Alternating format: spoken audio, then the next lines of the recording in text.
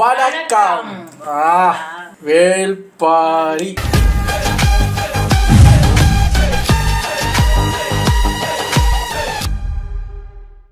ஒரு மாசத்துக்கான நம்மளோட ஜேர்னி விளையாட்ட ஆரம்பிச்சது.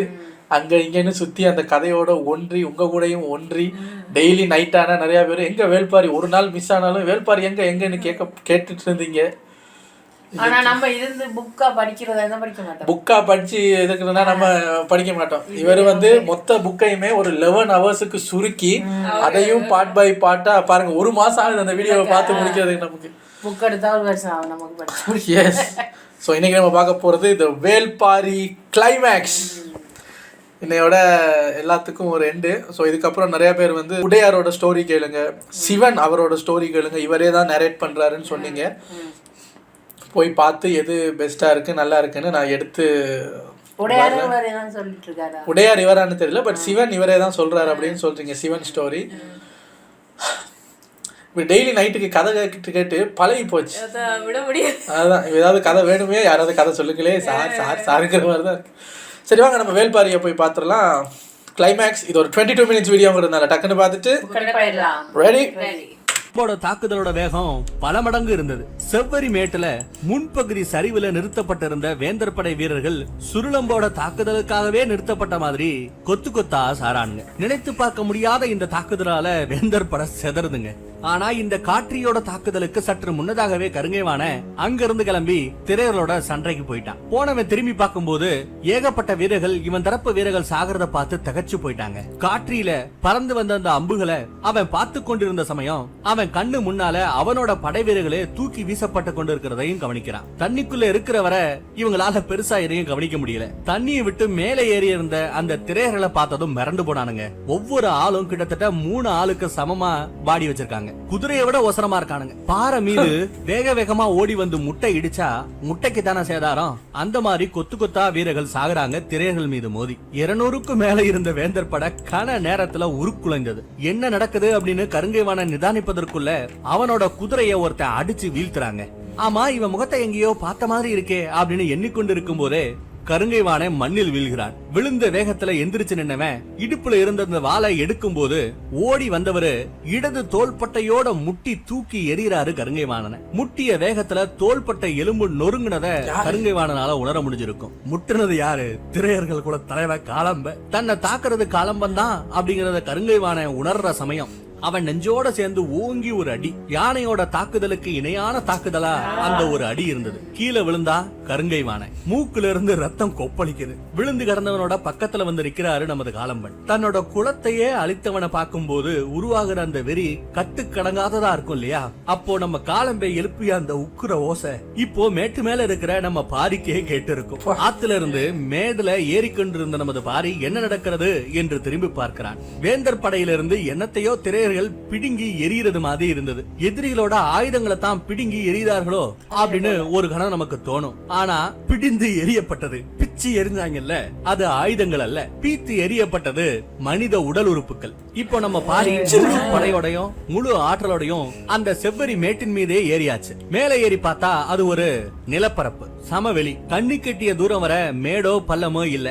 இந்த மாதிரி ஒரு மண்ணை முதல் தடவையா பாரி பாக்குறான். அந்த நிலத்தோட எல்லையோட ஓரத்துல இருக்கு ஒரு கோட்டை. அந்த கோட்டையை சுத்தி ஏகப்பட்ட யானைகள் பாதுகாப்புக்காக நிக்க வைக்கப்பட்டிருக்கிறது. நீல அங்கதான் இருக்காங்கறத நம்ம பசங்க புரிஞ்சுக்கிறாங்க. அங்க இருந்து ரொம்ப தூரத்துல வேந்தர் படை நிக்க வைக்கப்பட்டிருக்கிறது. ஆனா கோட்டையை விட்டு இவங்க ஏன் இவ்வளவு தூரம் தள்ளி நிக்கிறாங்க அப்படிங்கறது நம்ம ஆட்களுக்கு புரியல. ஏன் இவங்க தள்ளி நிக்கிறாங்க?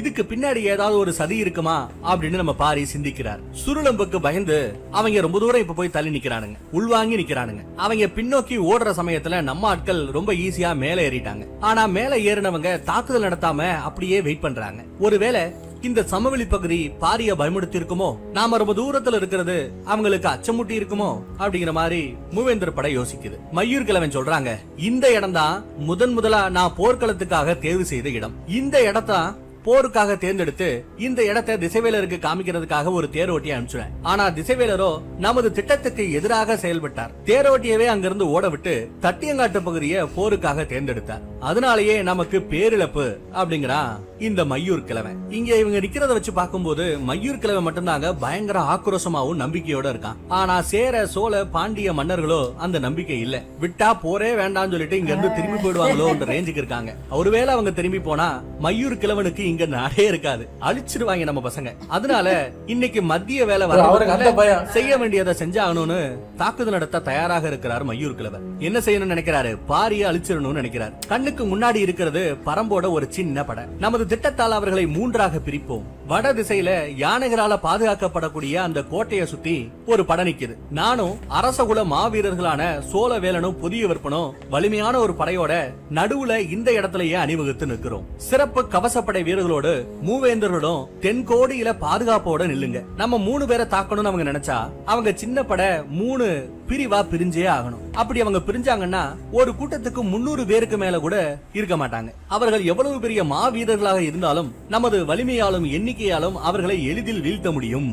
அது மட்டும் இல்லாம வர்றவங்கல வலிமையானவர்கள் யானைப்படை இருக்கக்கூடிய அந்த கோட்டையை நோக்கி தான் போவாங்க. இந்த பக்கத்துல இருக்கிற சின்ன சின்ன அந்த 2 படையை நம்ம அழிச்சிட்டோம்னா அவங்களோட 3வது பிரிவை ஈஸியா தாக்குறதுக்கு நாம கோட்டையை நோக்கி போயிடலாம். கணிப்பு மையூர் கிழவரோட திட்டம். திட்டத்தை சொன்னது குலசேகர பாண்டியனும் யோசிக்கிறாரு. ஆனா ஆத்துல இறங்கியவர்களை அழிக்க போன நம்ம கருங்கியவானம் இன்னும் திரும்பி வரலையே. நாம ரொம்ப உள்ள தள்ளி வந்துட்டோமே. இப்போ எஞ்சி இருக்கிற இந்த படை வீரர்கள்ல பெரும்பான்மையா இருக்கிறவங்க சேர வீரர்கள் தான். ஒருவேளை அவங்க தாக்குதல் வேண்டாம் என முடிவெடுத்து விட்டால் சேர மன்னன் உதயஞ்சேரல் உடனடியாக அங்க இருந்து பிரிஞ்சு போயிடுவாரு. அப்புறம் இவங்க நிலைமை இன்னும் மோசமாயிடும், தப்பிச்சு போறதே கஷ்டமாயிடும். அதனால பேசாம இந்த மையூர் கிழவனோட ஆலோசனையை ஏத்துக்கிட்டு நம்பிக்கையோட போரிடுவதுதான் சரியான முடிவா இருக்குங்கிறார். அப்பதான் படைகள் எல்லாத்தையும் ஒன்றுபடுத்தி நிறுத்த வைக்க முடியும் அப்படின்னு நினைக்கிறார். போரோட போக்கிற்கேப்ப அடுத்து தப்பிச்சு ஓடுறதா என்னங்கறத அப்புறம் பாத்துக்கலாம் அப்படின்னு முடிவு பண்ணிருக்கிறார். இந்த பக்கம் சோழ மன்னனுக்கும் இளவரசனுக்கும் பயங்கர குழப்பம். இவ்வளவு பெரிய பேரிழவுக்கு அப்புறமும் ஒரு பேரழிவுக்கு அப்புறமும் எப்படி இவங்க எதிர்த்து நின்று தாக்க முடிவு பண்றாங்க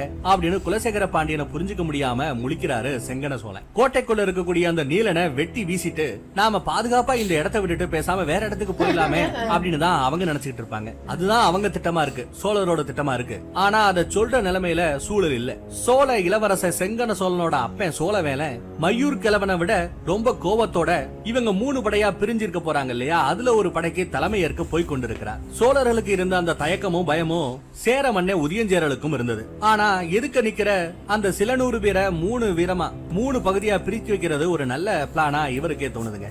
அதே மாதிரி கிட்டத்தட்ட 300 யானைகளால காக்கப்படக்கூடிய அந்த கோட்டையை தாக்க எதிரி சைடுல இருந்து கொண்டு வரப்பட்டது வெறும் 4 யானை தான். அவங்க கிட்ட இன்னும் நிறைய யானைகள் இருக்கு. ஆனா அந்த மீதி யானைகள் வந்து சேர்றதுக்குள்ள போரே முடிஞ்சு போயிடும் அப்படின்னு யோசிக்கிறாரு சேர மன்னன் உதயஞ்சேரல். அது மட்டும் இல்லாம குலசேகர பாண்டியன் போர்ல வேற எங்கேயும் போகாம இவங்க கூடயே இருக்க போறாரு இல்லையா, அதனால அவருக்கு ஒன்னும் பெருசா பயம் இல்ல. யாருக்கு? சேர மன்னனுக்கு. கருங்கைவானை இங்க வந்து சேர்றதுக்கு முன்னாடி மூவேந்தர்களோட கவசப்படையோட முன் தளபதியாக உசந்தன் அப்படிங்கிற நிக்க வைக்கிறதுன்னு முடிவாயிடுது. திட்டப்படி அவங்க 3ஆ பிரிஞ்சு 3 இடத்துல நிக்கிறாங்க. கோட்டை நடுப்பகுதி, அதுக்கப்புறம் இங்க ஓரத்துல குலசேகர பாண்டியன் அண்ட் மத்த மன்னர்களும் இருக்காங்க. மேட்ல ஏறின பரம்பு படையோ ஏதும் செய்யாம அப்படியே நிக்கிறாங்க. முன்னேறுவதா இல்ல திரும்பி போயிடலாமா அப்படிங்கிற அந்த குழப்பத்தோடயே நிக்கிறாங்க. அதே சமயம் மையூர் கிழவரோ அவங்க எகிரி வராம நாம முன்னாடி போய் தாக்க கூடாதுங்கிற ஒரு கணிப்புலயும் இருக்கிறாரு மையூர் கிழவன். எதிரிகளோட படை இப்படி 3ஆ பிரிஞ்சு நிக்கிறத பாக்குறாரு யாரு? நம்ம பாரி. அந்த பக்கம் ஆத்த கடந்து அந்த 4 யானைகளும் இவங்க இருக்கிற அந்த இடத்துக்கு வந்து சேர பாரிக்கு நேரம் தேவைப்பட்டது. அதனாலேயே காலத்தை கடத்து அடுத்து என்ன செய்யலாங்கிறதையும் யோசிச்சு கொண்டு இருக்கிறார், திட்டத்தை வகுத்து கொண்டு இருக்கிறார் பாரி. பரம்பு சைடுல மிக வலிமையான வில் வீரர்கள் இருக்காங்க. ஆனா அவங்க கிட்ட இருக்கிற அம்புகளோட எண்ணிக்கை கம்மி. அம்புகள் ரொம்ப கம்மியான எண்ணிக்கையில தான் இருக்கு. எதிரிகள் நம்மள 3ஆ பிரிச்சு ஈஸியா தாக்கணும்னு நினைக்கிறாங்க. அதை நம்ம பாரி உணர்ந்து கொள்கிறார். கோட்டைக்குள்ள இருக்கிற அந்த நீலனை மீட்பதுதான் இவங்களோட முதற்கட்ட வேலை. தந்தமுத்துக்காரர்கள் இங்க வந்ததும் தாக்குதல தொடங்குவாங்க.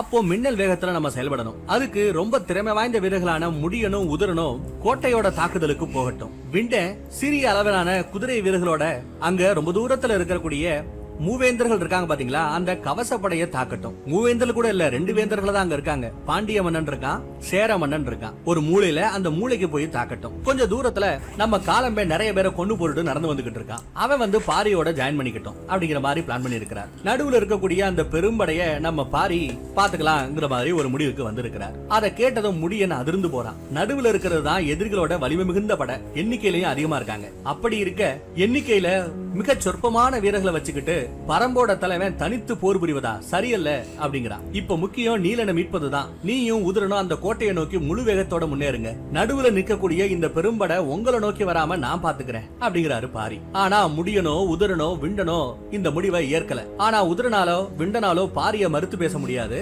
முடிய மீண்டும் வாயெடுத்து ஏதோ இல்ல அப்படின்னு சொல்ல வர அங்கே பார் அப்படிங்கிறாரு பாரி. அவன் கை நீட்டி அந்த வட திசையை நோக்கி எல்லாரும் பாக்குறாங்க. பார்த்தா கொண்டு வந்த 4 யானைகள்ல 3 யானைகளை முன்னங்கால்களை மண்டியிட வைத்து நிறுத்தி வைத்திருக்கிறார்கள் தந்தமுத்துக்காரர்கள். ஒரு யானை மட்டும் பின்னாடி நின்று கொண்டிருக்கிறது. வேலை தொடங்கி விட்டது. உடனே அவ்விடம் போ அப்படின்னு கத்துறாரு பாரி. அதுக்கு பிறகும் பேசுறதுக்கு என்ன இருக்கு? கொடுக்கப்பட்ட வீரர்களோட முடியனும் உதிரனும் அந்த இடத்தை நோக்கி போறாங்க. கோட்டையை சுத்தி கிட்டத்தட்ட 300 யானைகள் அணிவகுத்து நிற்கின்றன. இந்த பக்கம் வேந்தர்களோட சார்பா அந்த 300 யானைகளை அணிவகுத்து நிப்பாட்டி வச்சிருக்கிறவன் அல்லங்கீரன். சின்ன வயசுல இருந்தே யானைகளோடய வளர்ந்தவனா. யானைப்படையோட தளபதியா நீண்ட காலம் இருந்ததும் அவன் தான். ஆனா வயசாயிடுச்சுன்னு சொல்லிவிட்டு அவன் அந்த பதவியில இருந்து இறக்கிட்டானுங்க. ஆனாலும் யானைகளின் மீது இருந்த அந்த காதலால ஒரு சாதாரண காவலாளியாக பொறுப்பேற்று அந்த பணியை இத்தனை நாளா செஞ்சு வந்தவன் தான் இந்த அல்லங்கீரன். எதிர்பாராம இந்த தட்டியங்காட்டு போர்ல கடைசி நிலையில மூவேந்தர்களோட யானைப்படைக்கு அவன் தலைமை தாங்கக்கூடிய ஒரு நிலை உருவாயிருக்கு. எதிர்பாராம கிடைச்ச இந்த வாய்ப்பை ரொம்ப சிறப்பா பயன்படுத்தணும்னு அவர் நினைச்சுக்கிட்டு இருக்கார். ஆனா அவர் போரிட வேண்டியதோ எதிரிகள் கிட்ட இருக்கிற அந்த 3 யானைகளுடன் மட்டுமே. வந்தவங்க எதுக்காக யானையை மண்ணியோட வச்சு சடங்கு நடத்திக்கிட்டு இருக்காங்கன்னு புரியாம அழுத்து போய் பாத்துக்கிட்டு இருக்காரு. தந்தமுத்துக்காரங்க அந்த 3 யானைகளையும் முன்புற கால்களை மடிச்சபடி மண்டியிட வைத்தபடி அந்த யானைகளோட ஒவ்வொன்னோட பின்புற குதத்திலையும் வட்ட வடிவுல நீல் மூங்குல சொருகுறாங்க. அப்புறம் அவங்க ஒரு குடுவையில கொண்டு வந்த மூலிகை சேர்மானத்தை அதுல ஊத்துறாங்க. இப்போ முன்னாடி நின்றுகிட்டு இருந்தவங்க நெல்லிக்காய் சைஸ்ல இருக்கிற ஒரு உருண்டைகளை யானையோட அடி நாக்குல வைக்கிறாங்க. ரொம்ப தூரத்துல இருந்து அதை பார்த்த பாரி தாக்குதலை தொடங்கக்கூடிய அந்த நேரத்தை கணித்து உத்தரவிடுகிறார். குரலை கேட்ட அந்த கணமே விண்டன் குதிரை வீரர்களோட ரொம்ப தூரத்துல இருக்கக்கூடிய கவச வீரர்களை தாக்க விரைந்து போகிறான். இருபுறமும் வீரர்கள் பிரிந்தவுடன் இருக்கும் சின்னஞ்சிறிய படை கொண்டு முன்னே நிற்கும் வேந்தர் படையை நோக்கி முன்னேற தொடங்குகிறார் பாரி. நடுவுல இருக்கக்கூடிய அந்த படையை நோக்கி போறார். தனது திட்டப்படி எதிரிகள் 3ஆய் பிரிந்து விட்டனர் அப்படிங்கறத பார்த்ததும் மையூர் கிழவனுக்கு சந்தோஷம். ரொம்ப தூரத்துல இருந்து ஒரு சின்னஞ்சிறிய கூட்டம் முன்னோக்கி ஓடி வந்து கொண்டிருக்கிறது. வருகிறவர்களை உருத்தெரியாமல் அழிக்க வேண்டும் அப்படின்னு கத்திக் கொண்டிருக்கிறார்கள் பொதியவர்ப்பனும் சோழவேலனும். யாரு? பாண்டிய இளவரசனும் சோழ மன்னனும் கத்திக்கிட்டு இருக்காங்க. அவங்க தான் மத்தியில் இருக்கிறது.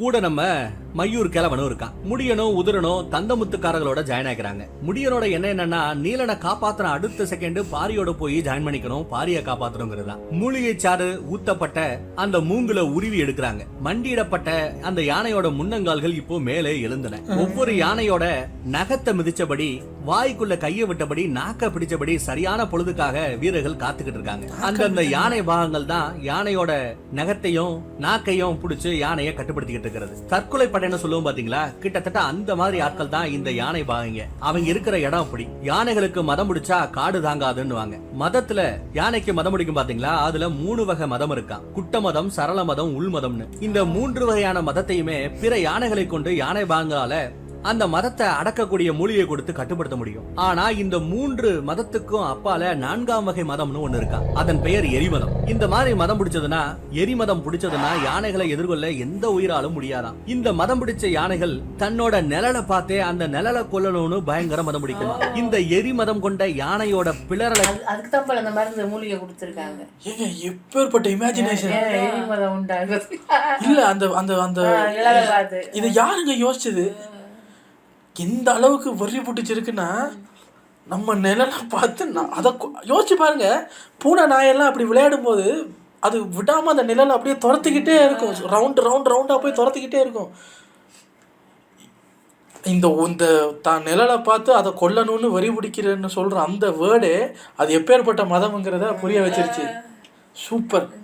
கேட்டாலே மித்த யானைகள் எல்லாம் பொத்துன்னு கீழே விழுந்துருமா. எங்களை எதுவும் செய்யாத, நாங்க சரணடைகிறோம் அப்படிங்கிற ரேஞ்சுக்கு யானைகளே மண்டிடுமா. இப்ப சாதாரண ஒரு 2 யானைகள் வந்து மதம் பிடிச்சு சென்னைக்குள்ள புகுந்துருச்சுன்னு வைங்கள ஒரு பேச்சுக்கு, அதை பார்த்த மக்கள் எல்லாம் அப்படியே பிரம்ம பிடிச்ச மாதிரி நிப்பாங்க. சில பேர் அப்படியே மண்ணோட மண்ணை அப்படியே பதுங்கிய பார்ப்பாங்க. கரெக்டா? அது சாதா மதத்துக்கு. இந்த எரிமதம் கண்ட யானைகளை பார்த்தா மித்த யானைகளே மண்டிடுமா. நம்ம தந்தமுத்தக்காரர்களால யானைக்கு இந்த 4ஆவது வகையான மதத்தை உருவாக்க முடியுமா? அந்த எரிமதமே யானை யானையோட முழு ஆற்றலையும் வெளிப்படுத்துமா. யானைக்கு மதம் பிடிக்கிறது அப்படின்னு பேசிட்டு இருப்பாங்க பாத்தீங்களா, அந்த மதம் பிடிக்கிறது தான் யானையோட மிகச்சிறந்த குணமா. ஆனா மதத்தை உண்டு பண்றது, செயற்கையா உண்டு பண்றது தந்தமுத்தக்காரர்களுக்கு மட்டுமே தெரிஞ்ச ரகசியம். யானையோட நாக்கை இறுக பிடிச்சுக்கிட்டு இருக்கிற ஒவ்வொருத்தருமே யானையோட மதம் கூடிக்கிட்டு இருக்கிறத உள்ள அந்த வேகத்தை நாக்காலையும் உணர முடியுது. நடுங்குறானுங்க இவங்களே. முதல்ல எரி மதம் கொண்ட இந்த யானையோட நாக்கு தான் பெருசாகுமா, பிறகு அதோட முகம் வீங்குமா, கண்ணம் துதிக்கை இது எல்லாமே பெருசாகுமா. நாக்கு பெருகி அடுத்து முகம் பெருக தொடங்கும் பாத்தீங்களா, வீங்க தொடங்கும் பாத்தீங்களா, அந்த நிலைமையில இவங்க யானையை விட்டு விலகணும், இல்லைன்னா இவங்க காலி. கரெக்டா அந்த கனப்பொழுதுல நாக்க விட்டுட்டு அப்படியே அங்க வந்து யானை வாகனங்கள் விட்டு விலகிய கணம் அந்த 3 எரி மதம் கொண்ட யானைகளும் தங்களுக்கு எதிரில் திரண்டு கொண்டிருக்கக்கூடிய அந்த யானை கூட்டத்தை நோக்கி ஓடத் தொடங்குது. அந்த எரி மதத்தை தூண்டுறதுக்காக ஊத்தப்பட்ட அந்த மூலிகை சேர்மான எல்லாம் உடல் முழுக்க இப்ப பரவ தொடங்கிடுச்சு. அந்த 3 யானைகளுக்கும் பாரி வேற முன்னோக்கி சீறி பாய். அவங்க வச்சிருந்தது 4 யானை, அதுல 3க்கு தான் அதை கொடுத்துருக்காங்க. ஓகே, போரு தான் எல்லாம் ஓகே தான். அப்புறம் அந்த 3 யானை செத்து போயிருமா? சாகாதுல்ல? இல்ல ஓவரா மதம் பிடிச்சா ஒரு நேரம் இவங்களே சாகடிப்பாங்க. இல்ல ஒருவேளை அது இறங்கும் போல அது இல்ல, அதை குணப்படுத்துறதுக்கு எதுவும் வச்சிருப்பாங்க. கொன்றாதீங்க சார்.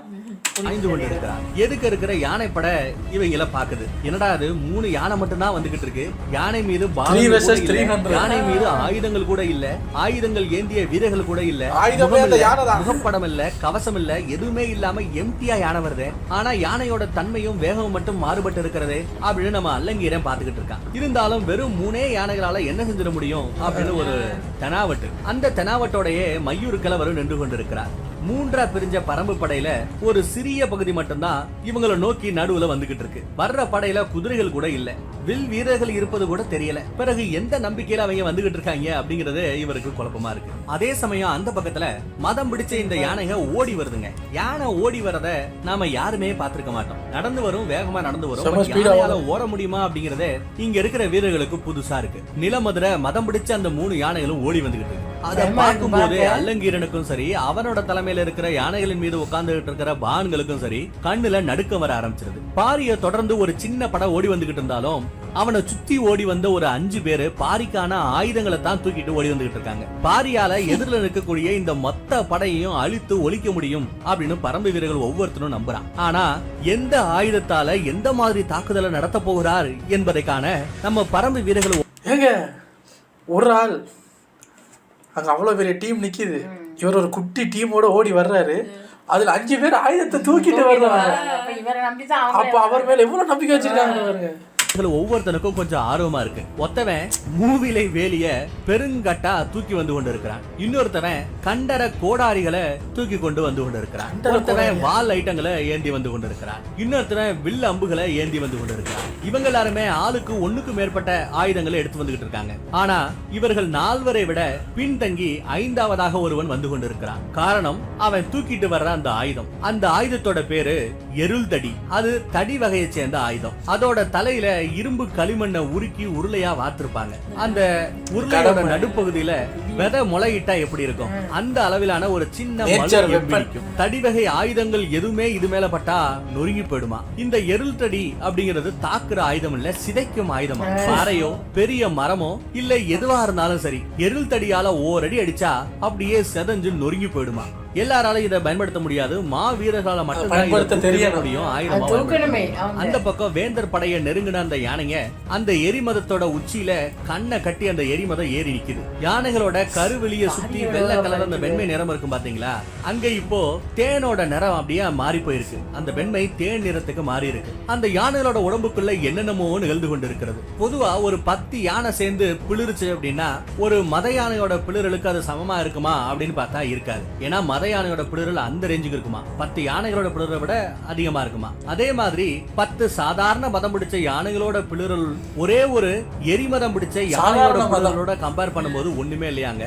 அவ்வளவு சத்தத்தோட பிளிருமா. இங்க எரிமதம் பிடிச்ச 3 யானைகள் பிளிரி கொண்டு வருகிறது. நேத்து ராத்திரி இடி இடிக்கும் போது கேட்ட சத்தத்தை விட இந்த சத்தம் படுபயங்கரமா இருக்கு. அந்த சத்தத்தை கேட்க வேந்தர் படையோட சார்பில் இருக்கிற யானைகளோட உள் நரம்பே அதிருது. இந்த பக்கம் நம்ம பாரி படைக்கு எதிரியோட படைக்கு பக்கத்துல வந்ததும் ஆயுதத்தை வாங்க பின்னால வந்து கொண்டிருப்பவரை நோக்கி கையை நீட்டுறாரு பாரி. ஒத்தவன் மூவிலை வேலையும் இன்னொருத்தவன் கண்டர கோடாரியையும் தர முன்வந்தனர். அவற்றை மறுத்து இறுதியாக வந்து கொண்டிருந்தவிடமிருந்து அந்த எருள் தடியை வாங்குறாரு நம்ம பாரி. எரிமத யானைகள் அந்த 3 பக்கத்துல வரும்போதே வேந்தர் படையோட யானைக்கு மேல யானை பாங்கள் உட்கார்ந்துட்டு இருப்பாங்கல்ல, அவங்க எல்லாத்தையும் வீசி அடிச்சுக்கிட்டு வேந்தரோட யானைக அப்படியே வெறிகொண்டு ஓடுதுங்க. எந்த ஒரு உயிரினமா இருந்தாலும் தான் உசுருக்கு ஆபத்துன்னு வரும்போது உச்ச ஆற்றலோட அங்க இருந்து தான் உசுரை காப்பாத்திக்க ஓடும். அந்த மாதிரிதான் இப்பயும் எதுக்க வர்றது எரிமதம் கொண்ட யானைகள்னு தெரிஞ்சுக்கிட்ட மித்த யானைங்க தான் உசுரை காப்பாத்திக்கிறதுக்காக மேல உட்காந்துக்கிட்டு இருந்த வீரர்களையும் பாகங்களையும் தூக்கி எரிஞ்சுக்கிட்டு அப்படியே தலைதறிக்க ஓடுதுங்க. நிறைய யானைங்க நின்னா நமக்கு சேதாரம் அதிகமாயிடும் சொல்லிட்டு பயத்துல அப்படியே படுக்குதுங்க. பொத்து பொத்துன்னு சரிஞ்சு விழுவுதுங்க. யானைகளே சரிந்து விழும்போது மனிதர்களால் என்ன செய்ய முடியும்? அல்லங்கீரனை கூட இப்படித்தான் ஒரு யானை தூக்கி வீசி இருக்கு. ஒண்ணு பின்னாடி ஒண்ணு யானை அப்படியே பயந்து ஓடும் போது எந்த யானையோட கால்பட்டு இவன் செத்தானோ தெரியலங்க, அவரோட கண்ணோட விழி பிடுங்கி ஒரு பக்கம் உருண்டு ஓடிக்கிட்டு இருக்கு, செத்து போயிட்டான். இந்த பக்கம் வேந்தர் படைய தாக்கி நம்ம பாரியும் முன்னேறாங்க. இவன் கையில இருக்கிறது எருள் தடி. இதால தாக்கப்பட்டால் யானை மிதிச்சா எப்படி உரு தெரியாம அவங்க அழிவாங்களோ, நசுக்கப்படுவாங்களோ, பிதுங்குவாங்களோ அந்த மாதிரி பிதுங்குறாங்க. அடி வாங்கின சமயத்துல அங்க நிக்கிறவன் யாரு என்னன்னு சொல்லவே முடியாது. ஏன்னா சதைதான் அப்படியே தெரிச்சு பின்னாடி விழும். அந்த மாதிரி அடிச்ச செகண்ட்ல அப்படியே சாணியை மிதிக்கிற மாதிரி சதக்க சதக்கன்னு சாணி ஆறானுங்க.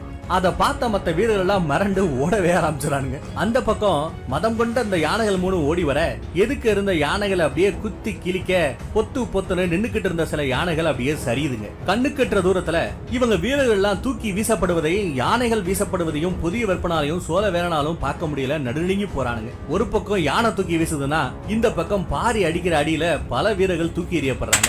ஏங்க ஒரு ஸ்கிரிப்ட் வைஸ் பார்க்கும்போது பாருங்க, பாரி எதோட கம்பேர் பண்றாங்கன்னு பரலலா நடக்கிற சீன். ஒரு பாரி 3 அந்த எரிமதம் பிடிச்ச யானையோட கம்பேர் பண்ணி அந்த ரெண்டையும் சைமல்டேனியஸா காட்டுறாங்கல்ல. ஏங்க இப்ப தோணுது எனக்கு, சீக்கிரம் அந்த படமா எடுங்க சார், செம்மையா இருக்கும். அது அந்த இந்த இப்படி ஒரு ஹீரோன்னா அது அதான் ஒரு வேற மாதிரி ஒரு ஹீரோவா, அது ஒரு பெரிய ஐகானிக் ஹீரோவா இறக்கணும். பாகுபலி என்ன சார், பாகுபலி பாரி வேல்பாரி அப்படிங்கிற மாதிரி ஒரு பாகுபலி மாதிரி ஒரு கேரக்டர். அதான் அந்த அந்த கேரக்டருக்கு ரொம்ப கஷ்டம். ஆனா எடுத்துட்டாங்கன்னு வைங்களேன், பட்டம் சும்மா.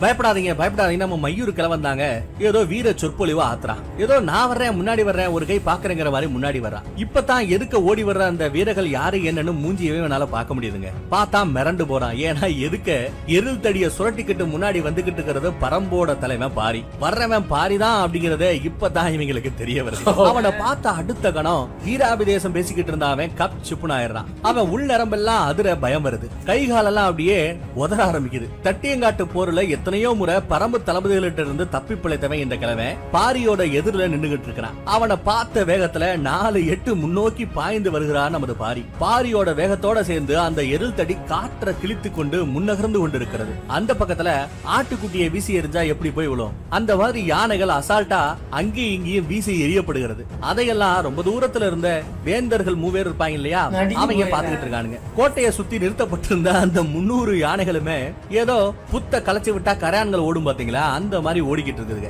அத பார்த்ததுமே குலசேகர பாண்டிய முடியும் அவனோட 2ஆம் கட்ட திட்டத்துக்கு ஆயத்தமாகிட்டான். தான் பையன் வேற நடுவுல இருக்கிற அந்த படையில சண்டை போட்டுக்கிட்டு இருக்கான் இல்லையா, அவனுக்கு ஒரு செய்தி சொல்லி அனுப்புறாரு. அப்படியே பின்வாங்கு, ஊரல் காட்ட நோக்கி நகர்ந்து வந்துரு அப்படின்னு தான் மகனுக்கு செய்தியை கூற ஒரு 3 வீரர்களை அந்த நடுவுல இருக்கிற படையை நோக்கி அனுப்பி வைக்கிறான். அதே மாதிரி வட ஓடியில நின்றுகிட்டு இருந்த வேந்தர் படையை தாக்குறதுக்காக அனுப்பப்பட்ட விண்டன் பயங்கரமான தாக்குதலை தொடுத்து கொண்டு இருக்கிறான். ஆனா முன்னாடி நிக்கிற கவசப்படை வீரர்கள் மீது தனது சிறு படையால பெரும் பாதிப்பை உருவாக்க முடியல. ஆனாலுமே காலம்பனோட வருகையை கணித்து அதற்கு ஏற்ப தாக்குதலை தொடுத்து கொண்டிருக்கிறான், நேரம் தாழ்த்தி கொண்டிருக்கிறான். இந்த பக்கம் நம்ம பாரியோட எருள் தடியில ஒரு அடி வாங்குறாருங்க நம்ம மயூர் கிழவன். நடுங்குற கையோட பாரியின் மீது வாள் கொண்டு தாக்குதல் தடுக்க அவன் முற்பட்ட போது நம்ம பாரியோட எருள் தடியால ஒரே ஒரு அடிதான் வாங்கினாரு.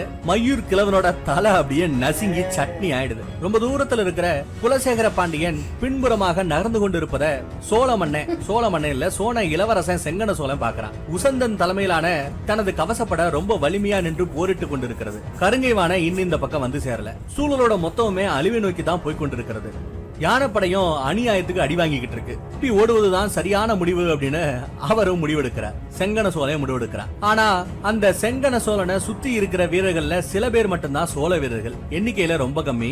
அவரோட உதவியால பாதுகாப்பா அந்த இடத்தை விட்டுட்டு வெளியேற முடியாது. என்னடா பண்ணலாம்னு யோசிச்சுக்கிட்டு அவனோட குதிரைய பாண்டிய இளவரச உதியஞ்சேரலை நோக்கி செலுத்துறான். யானைப்பட அந்த பக்கத்துல கோட்டையில இருக்கிற வீரர்கள் எல்லாத்தையும் சிதைச்சுக்கிட்டு இருக்கு, யானைகளை சிதைச்சுக்கிட்டு இருக்கு. அதே மாதிரி நடுவுல நின்றிருந்த இந்த பெரும்படைய நம்ம பாரி சதைச்சு தள்ளிக்கிட்டு இருக்காரு. மயூர் கிழவனோட தலைய நசுக்கி தூக்கி வீசினாரு பாரி. அவ்வளவுதாங்க, அந்த பெரும்படையோட ஈரக்குலையே நடுங்க ஆரம்பிக்க உயிர் பிழைக்கிற அந்த ஓட்டத்தை அவங்க தொடங்குறாங்க. அப்படியே தப்பிச்சு ஓட பாக்குறாங்க. அதே சமயம் பாரிய சுற்றி நின்ற வீரர்கள் தொலைவில் நிற்கக்கூடிய சோழ மன்ன சோழ வேலனையும் பாண்டிய இளவரசன் புதிய விற்பனையுமே அடையாளம் காட்டிடுறாங்க. இவங்க தான் அவங்க அப்படின்ட்டு. அதே சமயம் அந்த பக்கத்துல யானைப்பட சிதறிய வேகத்துல கோட்டையோட பக்கத்துல இருக்கிற வீரர்களை நோக்கி முடியனும் உதிரனும் பாஞ்சு வந்துகிட்டு இருக்காங்க. இந்த போரோட மிக முக்கியமான பணியே இனிதான் இருக்கு, நீலனை காப்பாத்துறதுதான். அந்த பக்கம் பார்த்தா செங்கன சோழன் உதியஞ்சேரல் கிட்ட போய் சேர மன்னன் கிட்ட போய் கைகூப்பி கேக்குறான், தயவு செய்து என்ன காப்பாத்து, இந்த இடம் விட்டு என்ன பாதுகாப்பா வெளியில கூட்டு போ அப்படின்னு கேக்குறான். இங்க இருக்கிற வீரர்கள்ல அதிகமாக இருக்கிறது சேர வீரர்கள் தான்.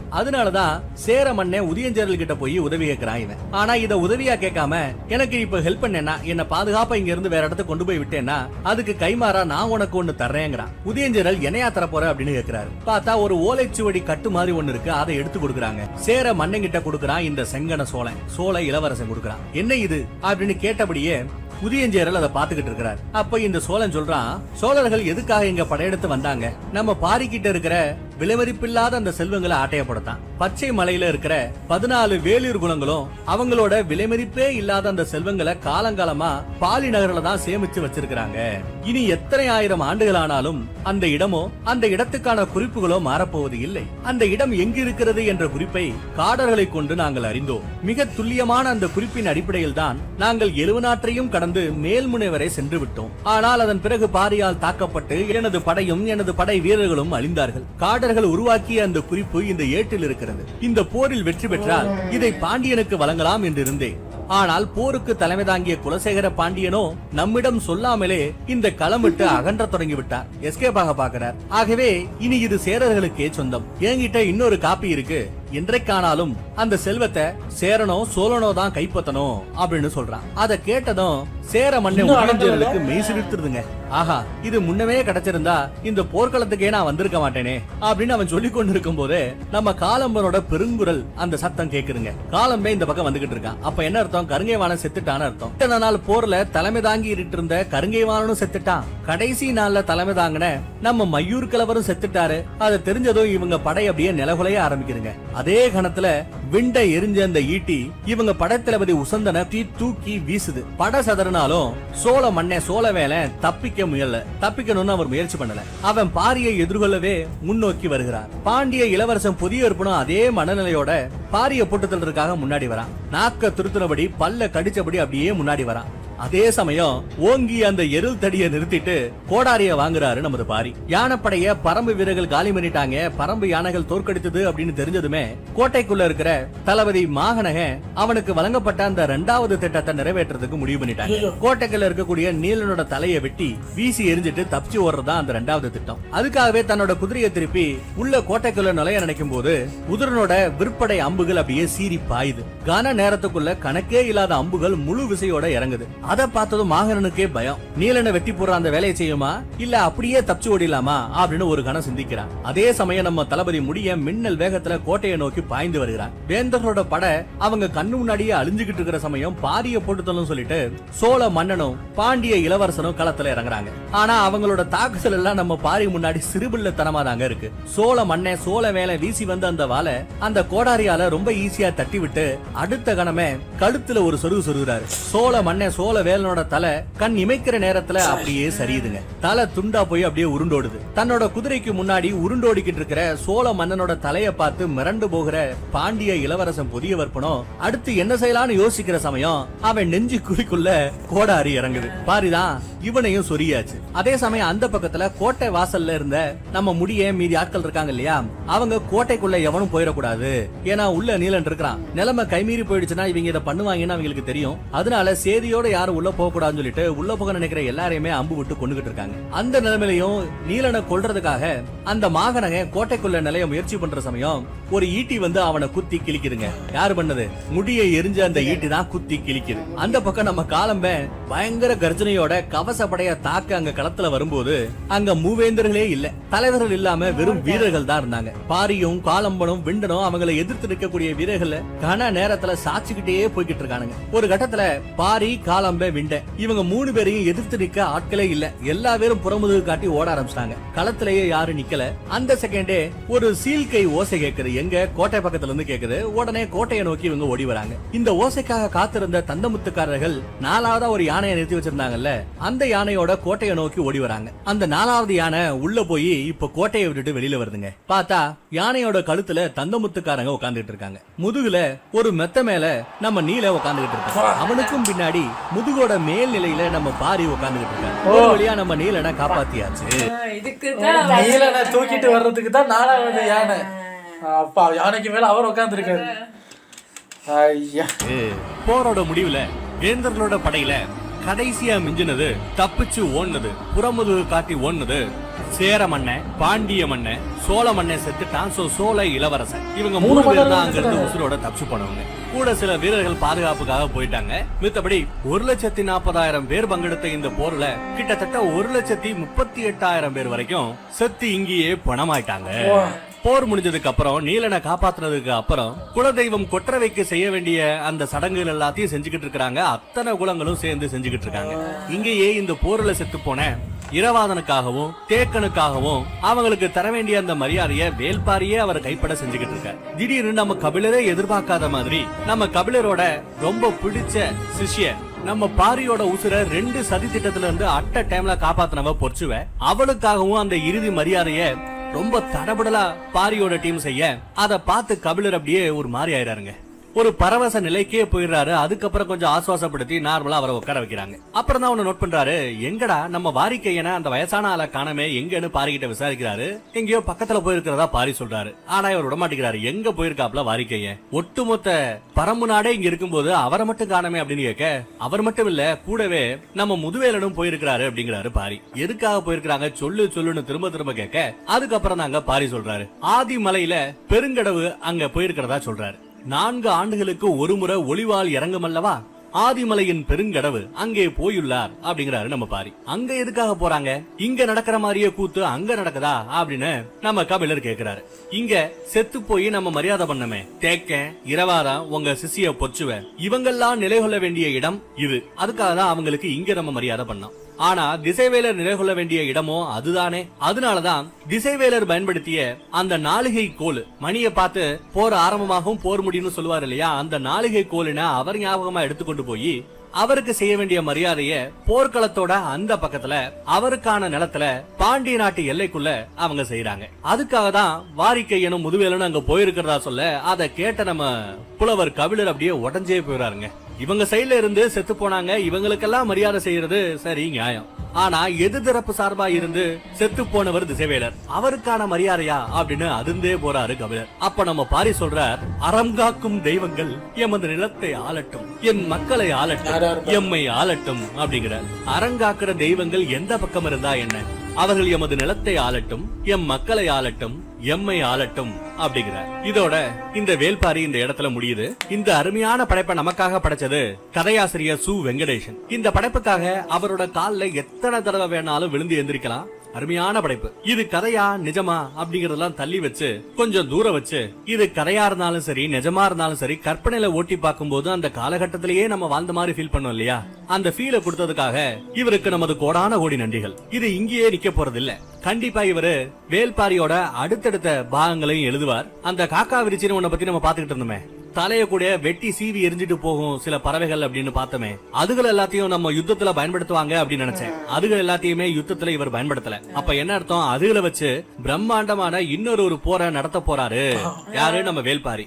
மறுபடியும் நம்ம பாரிக்கிட்ட இருக்கிற செல்வங்களை ஆட்டைய போறதுக்காக சேர சோழ பேரரசு இங்க வர வாய்ப்பு இருக்கு. அவங்களை எதிர்த்து இவங்க போட போற அந்த சண்டையில அந்த கொடூர பறவைகள் எல்லாத்தையும் கூட இவங்க பயன்படுத்தலாமோ என்னவோ. அதுக்காக தான் அந்த பாட்டை டச் பண்ணாம இருக்காரோ என்னவோ. எது எப்படியோ அடுத்த பாகத்தை இவர் இப்ப வரைக்கும் எழுதிட்டு இருக்கிறதா செய்தியும் வரல. ஒருவேளை அவர் எழுதி அது ரிலீஸ் ஆச்சுன்னா கண்டிப்பா நாம அதையும் பார்ப்போம். அந்த கதையை நல்லபடியா கொண்டு போய் முடிக்கிறதோ இல்ல வேல்பாரி செத்த மாதிரி கொண்டு போய் முடிக்கிறதோ அவரோட உரிமை.